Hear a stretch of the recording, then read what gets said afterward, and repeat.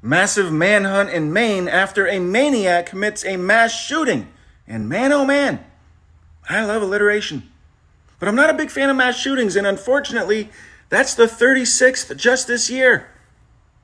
And that's if you count only the ones where 4 or more people were killed. At least 18 people were killed last night in Lewiston, Maine. And yes, the suspect from Bowdoin, Maine is still on the loose. And at some point, we have to call this what it is: domestic terrorism. We have to treat this as a terrorist act. That's why I don't understand why we're spending so much time trying to find the guy when we should be carpet bombing Bowdoin, Maine. Lewiston, Maine has a right to defend itself. New England has a right to defend itself. And as someone who lives in New England, I don't want this violence spreading.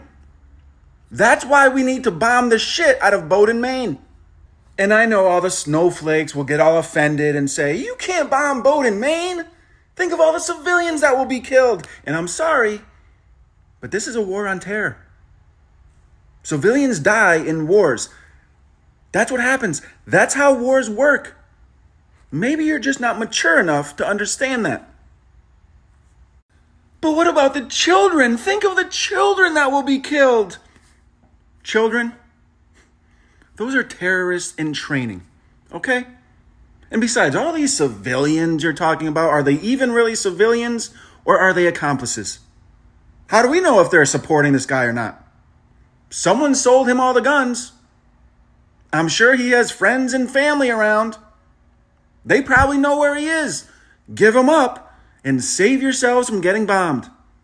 Simple. But listen, I do want to limit civilian deaths as much as possible. I'm not a monster. So here's what we'll do.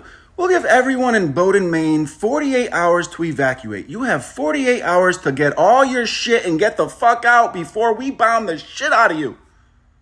And if you don't want to, or if you can't, well, sorry, that means you support the terrorists. And we can't be held accountable for everything that's about to happen to you. But hey, after we do a little bombing, we'll send in some trucks with water and Band-Aids and shit. Don't act like we don't care. We're doing the best we can. But our main objective is to wipe this terrorist out. And if that means we have to kill hundreds or thousands of civilians to save civilians from this guy, well, that's what we're going to do. Makes sense, right? Or does it only make sense when it comes to Palestine?